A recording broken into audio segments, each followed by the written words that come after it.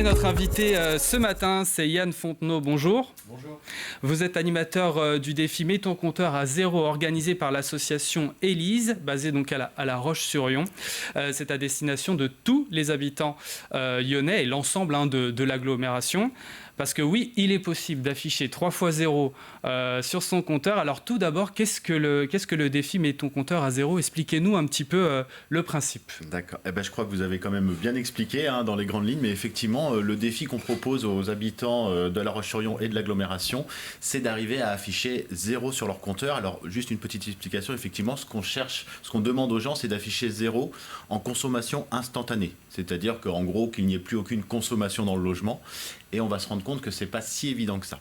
Et on va en parler justement. Voilà. Quel est l'objectif de ce défi? C'est amener les gens à faire attention à leur consommation, faire prendre conscience des économies qu'on pourrait faire si on est attentif. Exactement, c'est ça, l'enjeu un petit peu, l'objectif qu'on a derrière.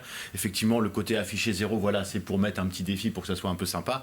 Mais derrière, vraiment, ce qu'on cherche, c'est amener les gens à réfléchir un petit peu sur qu'est-ce qu'ils consomment dans mon logement, combien ça consomme, combien consomme un frigo par rapport à une lumière, par exemple. Et tout ça, bien sûr, derrière, pour les amener à mieux consommer l'énergie. Donc, nous, ce qu'on entend par mieux consommer l'énergie, c'est moins en consommer pour faire des économies d'énergie et aussi, surtout, pour la planète. Et parce que quand on voit le prix de nos factures, voilà, on se pose des questions. Est-ce que ça amène du monde à venir participer justement? Alors oui, c'est vrai que ce défi, on l'a lancé, on l'a réfléchi il y a maintenant 3-4 ans à la période Covid. C'est pour ça que c'est un défi qui se passe sur les réseaux sociaux. Mais effectivement, on voit que ce défi est toujours d'actualité avec le prix de l'électricité, notamment. Le défi, nous, est basé sur l'énergie électrique. Mais toutes les énergies augmentent de toute façon, et notamment l'électricité, effectivement, qui a vraiment pris beaucoup. Si je ne me trompe pas, 200 personnes ont participé l'an dernier. Oui. Cette année, ça a commencé donc depuis lundi. Est-ce qu'on est parti pour avoir le même nombre? Est-ce qu'on peut déjà tirer un bilan de ces premiers jours? Alors effectivement, dans ces premiers jours, là, ce qu'on a vu, c'est qu'on est maintenant à 253 followers. J'ai regardé les chiffres ce matin. Donc voilà, un peu plus de personnes qui se sont impliquées. Le démarrage sur ce deuxième défi est un petit peu doux, on va dire, pour l'instant. Mais on espère notamment qu'avec la matinale de ce matin, on va ramener encore plein de monde. C'est tout ce qu'on vous souhaite. Et d'ailleurs, ça veut dire qu'on peut toujours s'inscrire. Tout à fait, voilà. En fait, effectivement, le défi est lancé depuis lundi jusqu'au 19, donc dimanche de la semaine prochaine. Et en fait, c'est un défi qui est assez flexible. On peut s'inscrire quand on veut pendant ces 15 jours. Tout se passe sur la page Facebook ou notre page Instagram. Et voilà, donc chacun va à son rythme. Il y en a qui vont peut-être être vraiment très forts et qui vont réussir à afficher 0 très rapidement. Et d'autres qui auront besoin d'un petit peu plus d'aide, d'accompagnement. Donc c'est pour ça qu'on a étalé le défi sur 15 jours.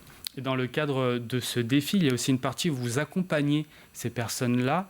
Comment ça s'articule tout ça? Vous parliez des réseaux sociaux, ça se fait peut-être sur ce canal-là? Pour expliquer comment marche le défi, on l'a voulu en fait facile d'accès, voilà, que tout le monde puisse y aller assez facilement. Il faut quand même avoir Internet et effectivement être inscrit soit sur Facebook, soit sur Instagram. Mais donc on a créé une page et sur Facebook et sur Instagram. Ce sont les mêmes informations qui vont être mises sur les deux pages. Et donc les gens ont juste à aller sur Facebook ou Instagram, rechercher notre page, mettre ton compteur à 0. Et une fois inscrits, ils n'ont plus qu'à suivre un petit peu nous les actualités qu'on va mettre régulièrement. Donc on va poster des petites vidéos sur des thématiques spécifiques, par exemple l'énergie par rapport au multimédia, l'énergie par rapport à l'électroménager, le chauffage, etc.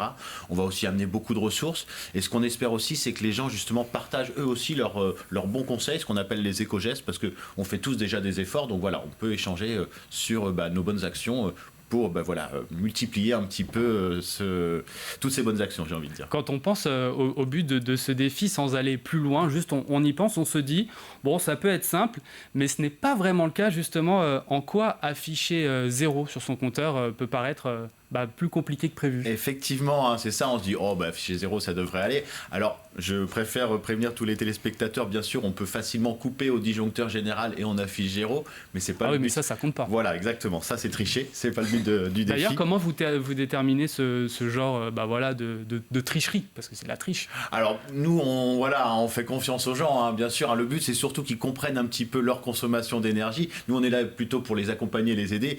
Effectivement, alors il n'y a rien à gagner dans le défi, donc ça va déjà limiter les gens qui seraient peut-être tentés de tricher. C'est surtout pour apprendre.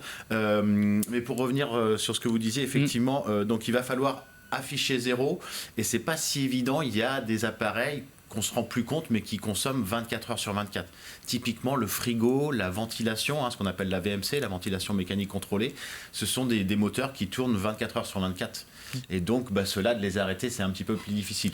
Alors, pendant le défi, on autorisera effectivement de couper peut-être au disjoncteur certains appareils comme la VMC, parce qu'on n'a pas d'interrupteur pour la VMC, voilà, pour pouvoir afficher 0. Mais l'idée, c'est surtout d'essayer de vraiment percevoir tout ce qu'ils consomment. Donc, par exemple, frigo, réfrigérateur, c'est là où on doit faire le plus d'efforts. C'est-à-dire que c'est des appareils qu'on va avoir du mal à arrêter en temps réel, dans la vie de tous les jours. On ne va pas couper son frigo à chaque fois qu'on l'a vidé, peut-être pendant 1 heure, le temps qu'on fasse les courses. On ne va pas le faire, ça ne serait pas très performant. Mais c'est pour que les gens se rendent compte qu'effectivement, si on regarde par exemple son suivi de consommation, on peut faire ça avec son fournisseur d'énergie maintenant ou directement via le site Linky d'Enedis. On voit que la nuit, on a une consommation quand même si on n'a rien, qu'on est en train de dormir, qu'on pense n'avoir rien d'allumé, on a quand même ce qu'on appelle nous un talon de consommation. Donc c'est aller chercher aussi toutes ces petites consommations qu'on oublie peut-être des fois. Comment on explique qu'il y a, parce qu'on parlait des frigos, des réfrigérateurs, comment on explique qu'il y a de telles disparités entre les appareils ? Pourquoi, termes de consommation ? Oui, en termes de consommation, pourquoi un frigo consomme plus que... Alors c'est une bonne question, c'est là où on va aussi essayer d'accompagner les gens, mais ce qu'il faut comprendre, c'est que voilà, suivant le type d'appareil, de machine, le moteur qui va être à l'intérieur, le système qui va être à l'intérieur va demander plus ou moins d'énergie. Après, il y a des appareils, par exemple, si je reprends l'exemple du frigo, qui vont consommer de façon plutôt régulière. Alors, si bien sûr j'arrive en plein été, que je monte, que je veux des températures plus froides, il va se mettre à plus consommer. En hiver, je peux baisser un petit peu, il va se mettre à moins consommer. Il y a d'autres appareils qui, par exemple, je prends souvent l'exemple de la télé, mais la télé, elle consomme quand on l'allume, mais souvent quand on l'éteint, on la laisse en veille. Et elle consomme encore en fait quand elle est en veille. Oui. Et si on regarde sur une année entière, en fait, des fois, elle consomme plus par la veille que parce qu'on regarde la télé. Donc typiquement, la couper la veille de la télé peut être intéressant. L'idée aussi de ce défi, est-ce que c'est pas de créer une dynamique entre les participants ? Tout à fait. Qui partagent aussi leurs astuces. Exactement, c'est l'idée. Vraiment, nous, on est là un petit peu pour impulser. On amène un petit peu de la ressource. On essaye de rendre ce défi un peu dynamique, un peu sympa. Mais ce qu'on espère, surtout, effectivement, c'est que les gens entre eux, s'échangent les bons conseils. Comme je vous disais, on a tous vraiment, je pense, des choses qu'on fait déjà qui, pour nous paraissent naturelles. Et puis finalement, on ne pense pas en parler autour de nous. Mais voilà, c'est généralement ce genre de petites astuces qu'on aime bien partager. Je rappelle que vous êtes l'animateur du défi, donc mets ton compteur à 0 défi qui a lieu jusqu'au 19 novembre. Tout à fait. C'est ça. Merci Yann Fontenot d'être venu sur le plateau de la matinale de TV Vendée. Merci.